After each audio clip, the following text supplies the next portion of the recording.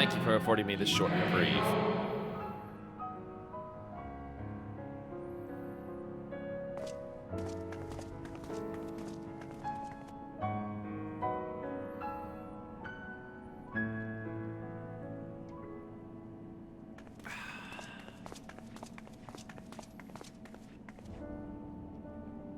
It is we who should thank you. The records stored here are nothing short of extraordinary. There is much we could learn of Zodiark and his imprisonment, but perhaps you could offer us more focused guidance. Pray, tell us of the calamity that came before, and comes now again.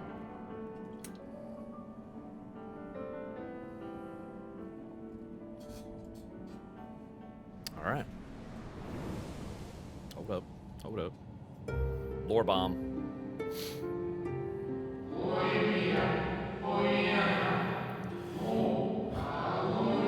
Long ago, before the Great Sundering, there was but a single word. Etheres. Oh? Oh. One day, from within the earth, a terrible cry issued forth, effecting a profound change in all manner of life. It was the first beast. We were not exempt. Our creation magics ran rampant, giving shape and form to thoughts of hopelessness and despair.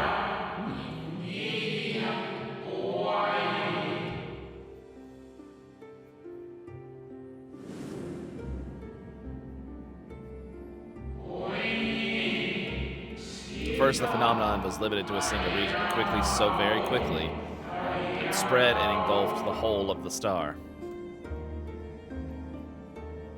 Were the ancients ever able to deduce its source? Indeed. I still don't know what that source is. No. Or not. However, the convocation struck upon a method to predict where next the corruption would manifest.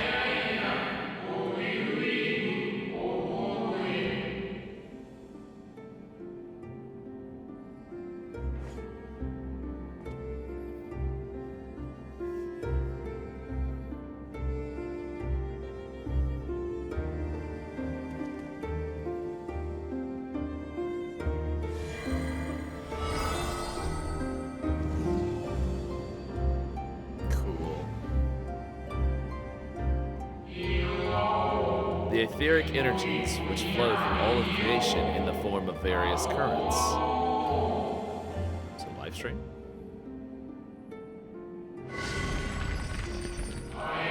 The currents which course through the land and seas.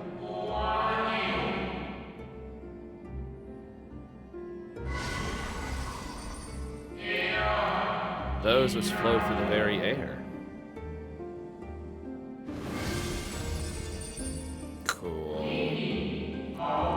Those of a celestial nature, which encompass both our star and this moon. Cool. Celestial currents. I cannot say I am familiar with the concept. Or am I? Nor would I expect you to be. Few scholars of our time knew of their existence. And we have an actual name for it, or at least its original name. At least its original name, anyway. Their invaluable knowledge helped us to better understand the nature of the calamity.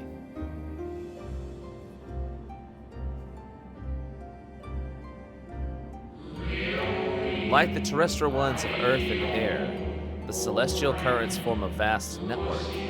The ethereal distribution is not consistent. The convocation soon realized that the inciting incidents occurred in regions where the flow was the weakest.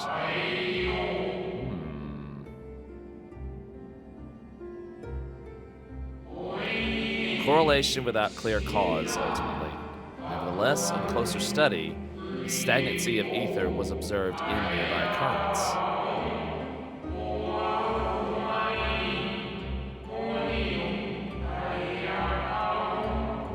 I love hearing the ancient tongue.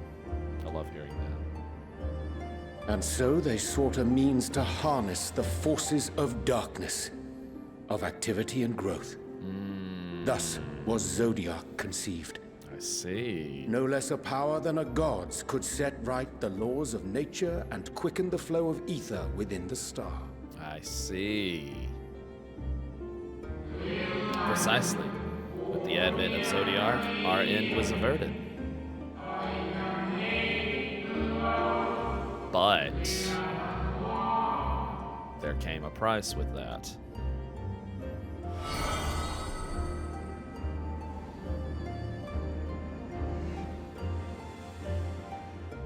Emmett Selk claimed that those who summoned Hydaelyn did so because they saw Zodiark's power as a threat. Is that true?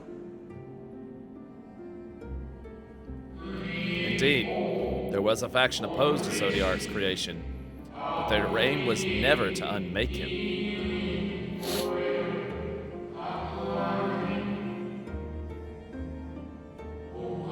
They understood the continued preservation of the natural order was dependent on his very existence. Until we could identify and address the underlying cause of the final days, he would need remain, for his departure would set in motion those apocalyptic forces once more. Hydaelyn recognized this as well, and so rather than destroy, she sundered Zodiark, herself and the star, into lesser reflections, as she might confine him in this place. I could have sworn she beseeched me to banish the darkness. Then what she told me in the ethereal sea was false. That's true, she did. She did beseech, yeah, that's true. Then what she told me in the ethereal sea was false.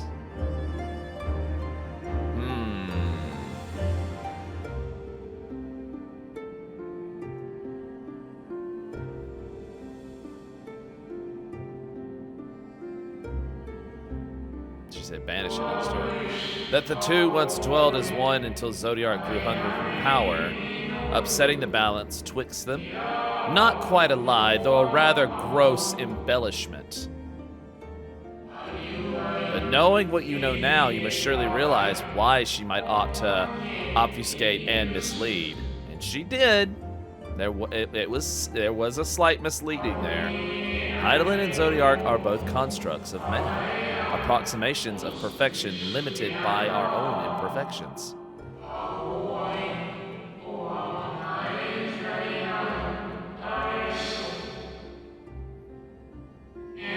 Zodiark was, without question, the more powerful of the two, having been born from the sacrifice of half of Aetheris' population. Damn, half. Damn.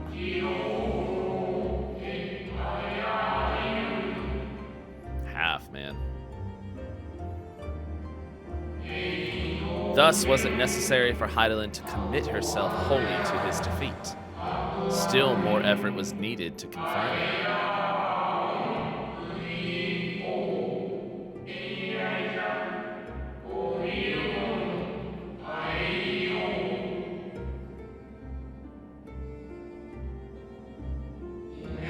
Maintaining the brands taxed her greatly. With what power she dared spare, she cried out to any who might listen and offered her blessing to those who heeded her call.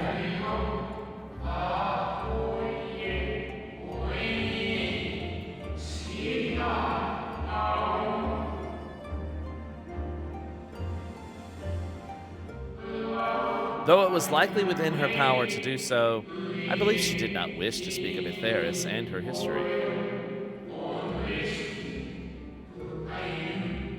It's true. I don't think we would have been able to comprehend it. We'd have been like, what?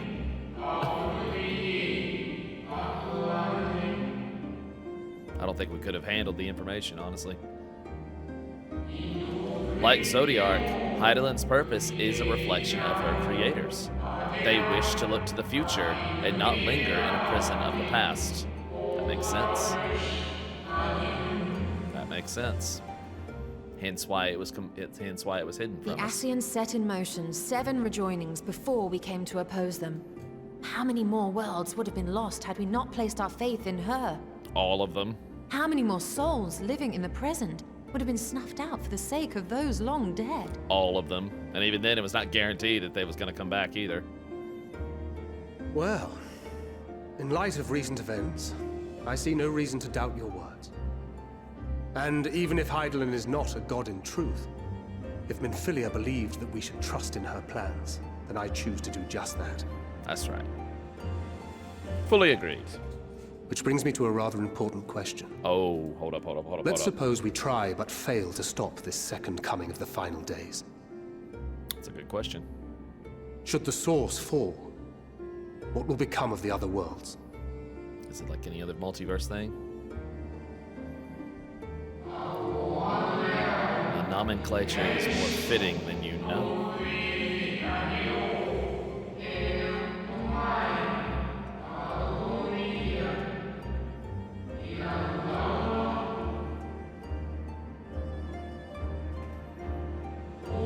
Bring ruin to the source. Bring ruin to the source, and its reflections will share its fate. Just like any... I know he's asking about the first. I know he is. He's asking about the first, the source. I know. Oh, I know. I read it exactly. I know.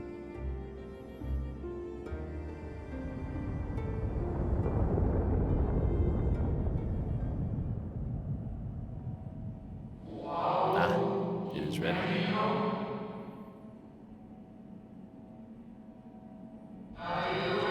This way, if you would be so kind. All right.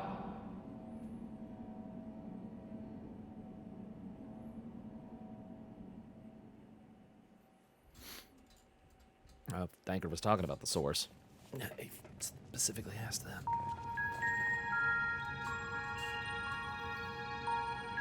Oh.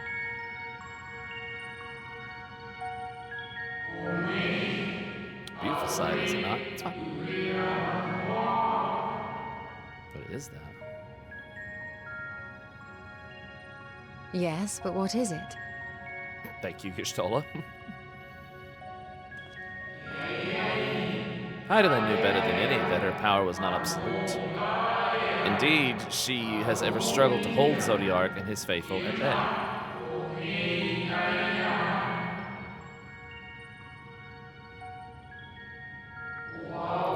She feared the worst and so made preparations. In the event of his demise, there would be a contingency.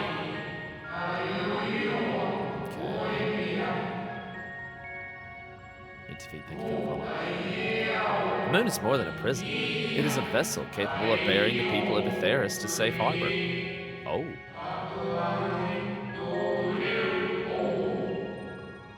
Cool. You need not go far to find its pilots. In fact, I should be happy to take you to them.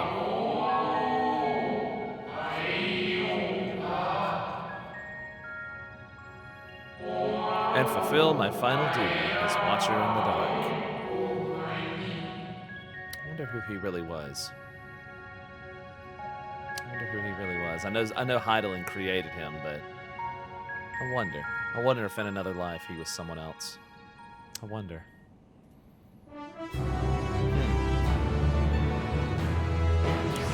A vessel. Huh. Let's go see it.